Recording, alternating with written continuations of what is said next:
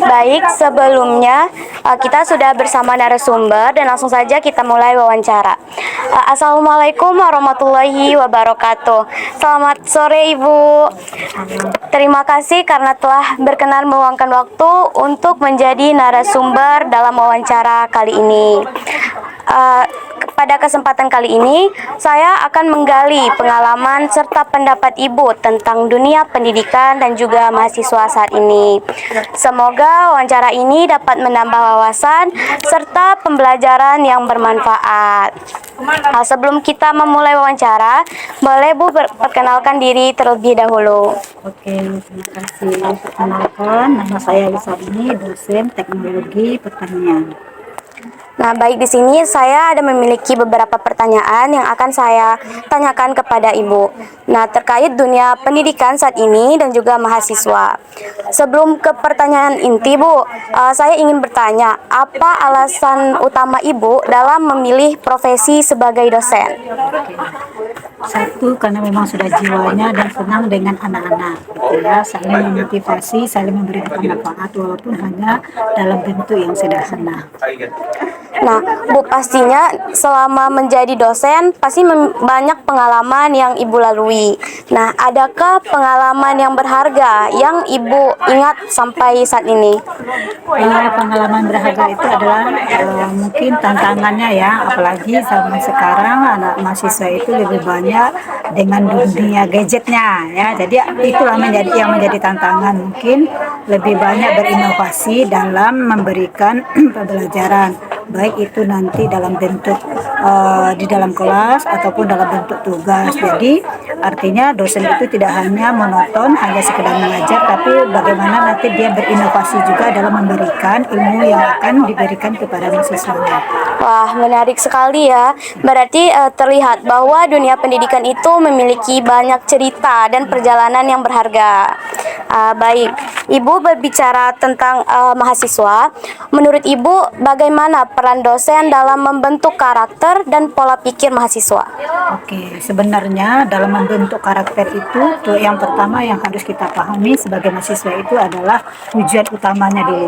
Kalau tujuan utama kita sudah jelas, artinya itu biasanya dibarengi dengan niat.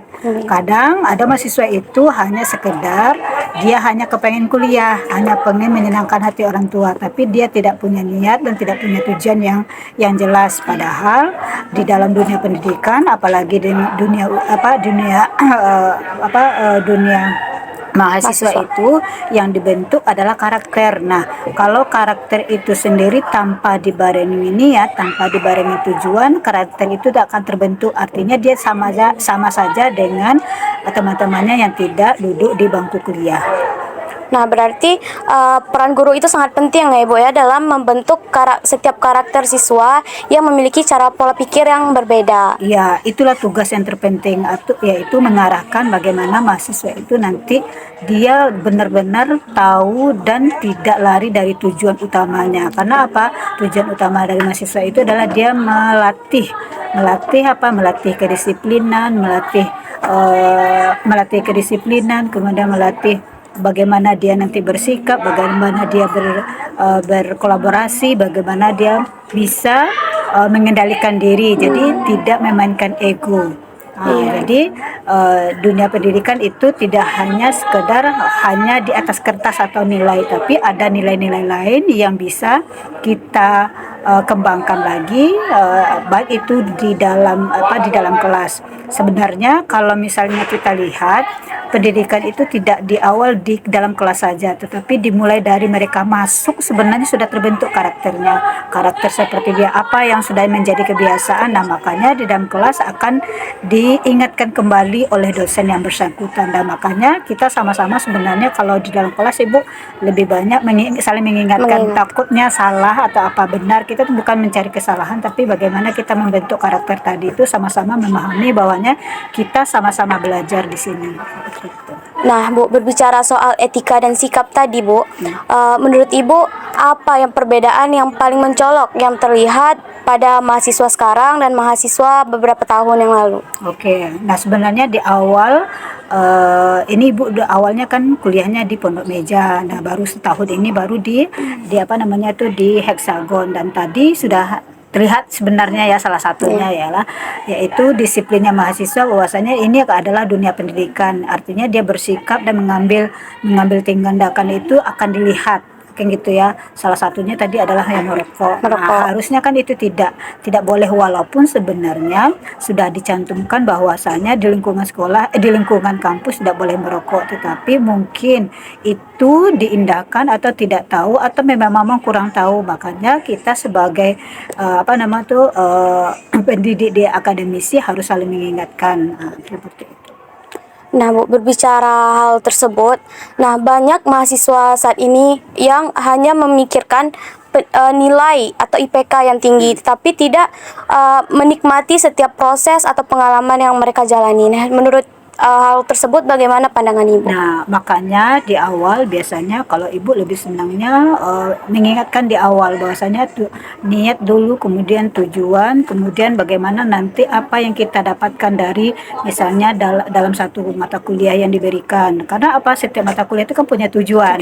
Jadi ada yang kita bawa, bukan sekedar sekedar duduk di dalam kelas kemudian menghabiskan waktu sudah kemudian kita mendapatkan nilai, tetapi betul yang disebutkan tadi bahwa itulah prosesnya, dari dia berangkat dari rumah, kemudian ketemu dengan dosen, kemudian mengikuti pelajaran, kemudian nanti mendapatkan apa ilmu, kemudian nanti diulang lagi gitu ya. Karena apa, di dunia kampus itu dia tidak hanya sekedar belajar di dalam kelas, tapi nanti ada beberapa tugas yang perlu dikembangkan, yang perlu dikembangkan, kemudian perlu analisis dan apa nama tuh yang dibutuhkan dalam kehidupan sehari-hari. Karena sama seperti ini. Ibu kebetulan mengajar di dunia matematika. Nah, Ibu sering bilang bahwasanya di dunia matematika itu kita tidak hanya terkait dengan angka saja, tetapi bagaimana itu suatu pola yang membentuk karakter kita tadi. Tapi polanya apa? Polanya berurutan, tersistem. Nah, jadi tidak hanya kita datang kemudian dapat nilai, tidak, tetapi ada proses yang memang harus kita lalui. Misalnya membuat tugas, kemudian menyusunnya kayak kita nyusun skripsi kan ada tahapannya, ada tahapan pendahuluannya, ada tahapan tiga pustakaan dan sebagainya. Jadi kita mengikuti alur itu sebenarnya. Namun karena pada saat ini tujuan itu sudah hilang. Jadi bagaimana, yang penting saya kan dapat sarjana, yang penting saya dapat IPK tinggi, tapi nilai-nilai yang situ sudah tergiris oleh perkembangan zaman dan oleh dunia digital. Nah, itulah peran dosen yang harus punya effort tinggi untuk mengingatkan bahwasanya, nah salah satunya di kelas yang seperti yang Bu terapkan, salah satunya dengan berdoa, kemudian tidak boleh menggunakan HP di kelas. Jadi dia fokus dengan apa yang mau dia dapatkan, karena apa, itu hak mereka gitu kan, hak mahasiswa sendiri.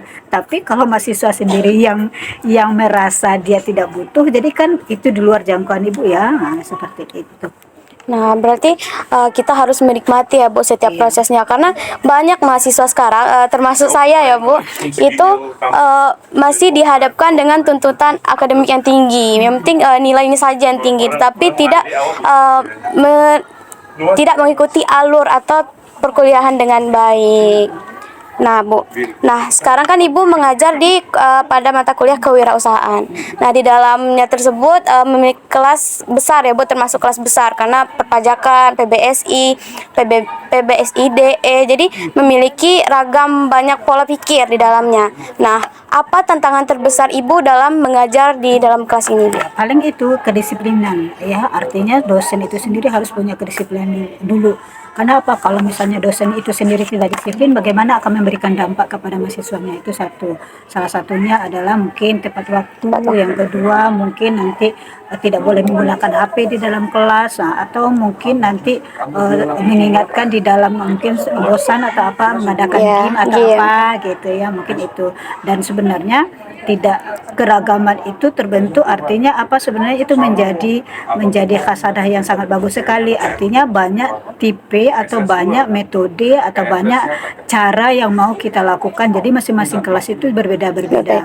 Dan Ibu juga ngajar di di kedokteran, itu beda lagi itunya, karakternya lagi gitu kan. Jadi artinya si dosen sendiri harus mampu nanti bagaimana mencari pola yang lebih baik. Nah, seperti dalam pembelajaran sebenarnya kalau kalau kebetulan kita di dalam kelas ini media pembelajarannya ada sempat terkendala ya.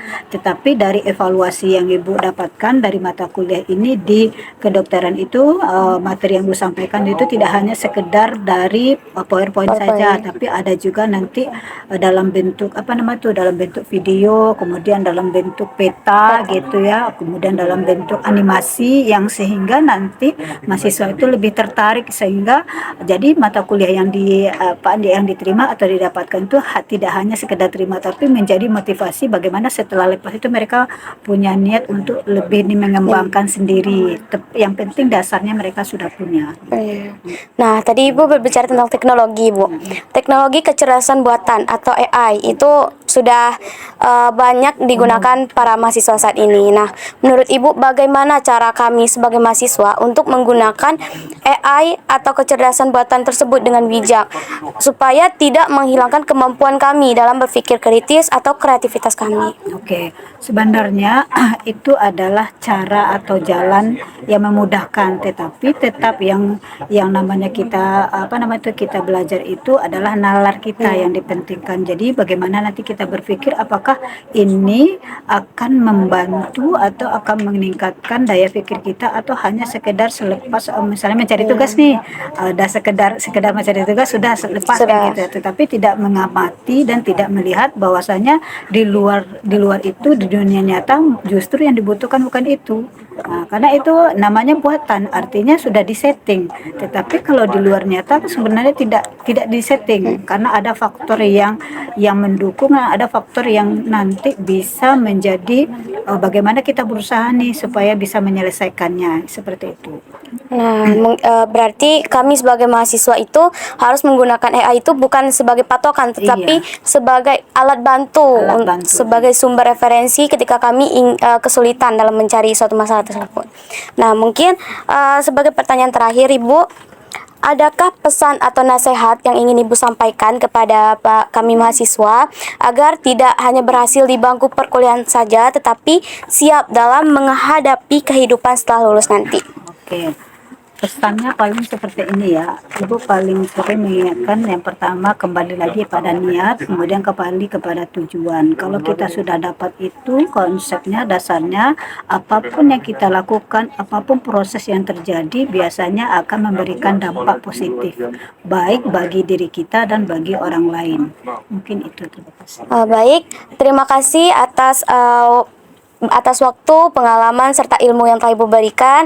Semoga wawancara ini tidak hanya memberi wawasan untuk kita, tetapi juga tetap memotivasi kita sebagai mahasiswa untuk terus berkembang menjadi mahasiswa yang baik. Mungkin hanya itu wawancara kita pada hari ini. Saya Debbie Aura Resya dari Program Studi Pendidikan Bahasa dan Sastra Indonesia mengucapkan terima kasih, serta terdapat kesalahan mohon dimaafkan. Saya tutup dengan wabillahi taufiq wal hidayah. Wassalamualaikum warahmatullahi wabarakatuh.